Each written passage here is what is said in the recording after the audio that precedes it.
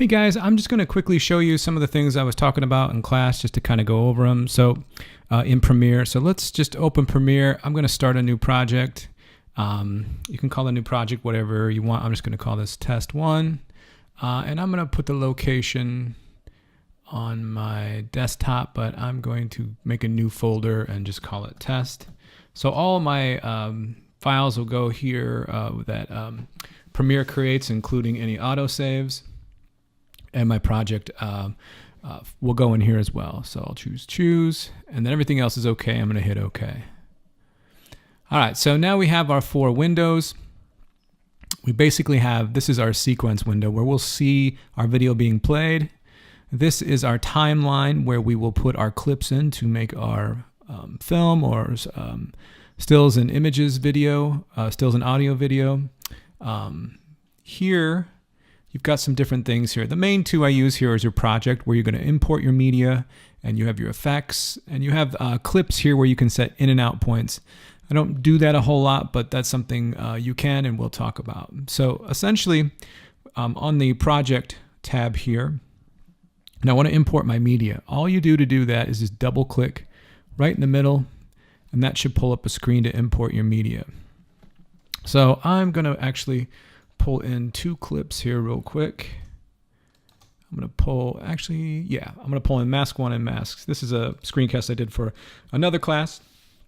It'll import the files for you, and it'll tell you the frame rate of the films of the clips you have, if they're films, duration, size, the quality of the audio, and so forth. So all you have to do really is you need to create a sequence. And in order to create a sequence, you basically just drag one of your clips to the new, basically it's creating a new sequence or the new item thing. It's just a piece of paper with a fold over.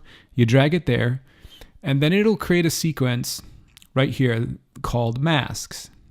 Now I could change the name if I wanted to, but just for the sake of time, I'm just going to leave it this as it is. And you'll see it created a timeline for me with that clip in it that I drug there. So, and I could then, if I wanted to add more clips, I could simply just grab masks -1 and then just drag it right next to this clip. And so now I have 2 clips back to back. And if you want to see more of each clip, you can basically, so you've got video here, you've got 3 channels of video. You can always add more channels by doing this, by right-clicking or control-clicking on the Mac.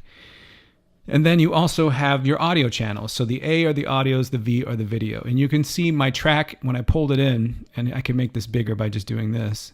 My track pulled in, it had video in it and audio.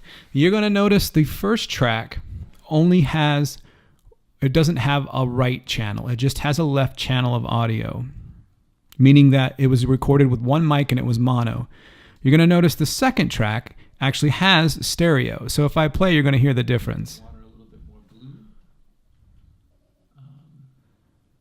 And I'm only getting 1 meter there. And if I move forward here, you can always zoom in too. You can see I have richer audio because I have a stereo signal, not a mono. So essentially all you need to do to make this stereo is kind of just copy the left channel to the right. And it's pretty easy to do if you end up with a mono channel. If you have a stereo channel like this clip, it's perfectly fine. You don't need to do anything with it. You can just leave it as is. So in order to do that, you need to go to effects, and you're going to see it right here in my project panel. And I'm going to want to go to audio effects. There's audio transitions, but I just want audio effects. And you're going to see fill left with right, which is exactly what I want. And if for some reason it doesn't work, it's because you need to do the other, which is fill right with left. And in this case, it didn't work. So if you don't hear any sound, it's because you filled the wrong way. So just grab the other one. You literally just grab it and put it on the clip you want it to go and release. And that's it.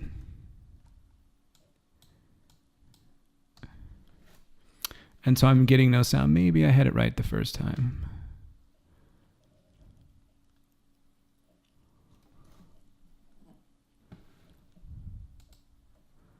So I'm getting no sound at all, which is a little weird. Let me try it again. Nope. So I'm just going to back out of it. You'll notice that. because I must have did something wrong here. So let me just try it one more time.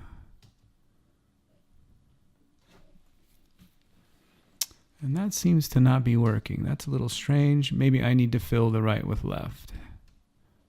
There we go. So like I said, sometimes and I kept dragging the wrong one onto the clip and it kept messing it up. If you're filling the wrong side, meaning basically I'm filling the right side, which has nothing in it, into the left, meaning then I have no audio. So you have to make sure you have the right one. So I backed out and then pulled the right with the left, which was the correct way to go about it. Click the silhouette. So now you see I have a stereo signal. So that's just one way to quickly give you a stereo signal, even though it still looks like a mono, because I put the effect on it, and you can see the FX here for effects. That means there's an effect on that channel, and that's how you know that there's an effect and you're getting some stereo. So just make sure that you drag the right one to the audio file, and if you have the wrong one, you know that there's no, when you hit play, there's no sound. So hit Command Z to undo, just like every program. Command Z is how you undo, and drag the other one on top of the audio file. One of the easiest ways that to play is just to hit the space bar. So on a mask is that you can. So when I play and stop, I just hit my space bar. That's how I play and stop. Instead of going up here and hitting play every time, I can do that just by hitting the space bar. You can also drag this down if you want to see more of the play screen. So this is where my video is playing in the right hand corner up here. And you can see I can kind of scrub through it rather quickly. And so on and so forth. You can kind of just scrub through it here. And once again, just hitting play with the space bar. Obviously, you can also shorten clips by just dragging them like that. Pretty easy, pretty self-explanatory. Let's say I wanted to shorten this clip.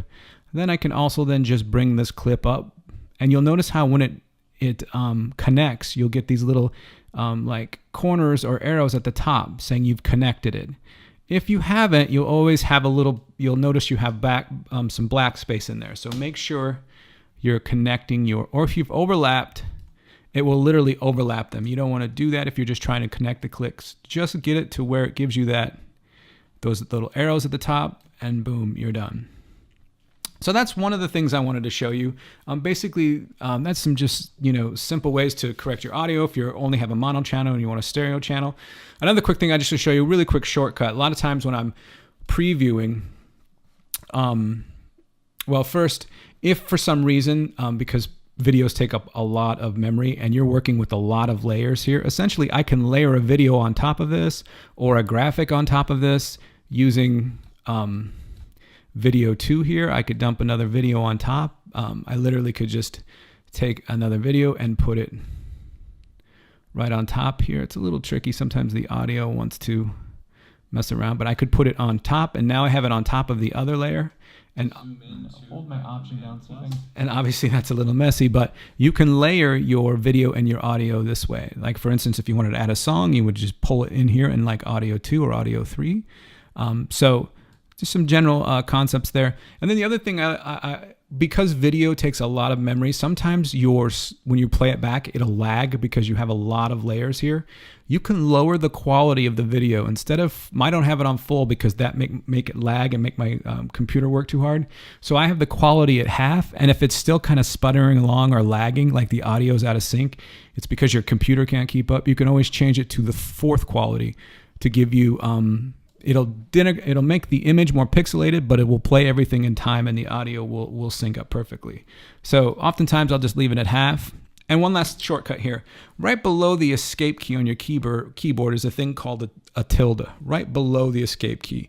So if I want to just watch my film without seeing all these other screens, if you hit that key below the escape or the tilde, it'll give you that window in full view, and then you can just hit the spacebar to play. Tighter around the ear there.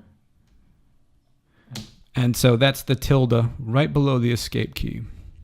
Okay, so let me show you one last thing here real quick. Also, this is important, I forgot about. If you want to zoom in, you've got this arrow at these little circles and this slide bar at the bottom, or zoom back out. You can do that on your timeline just by using that.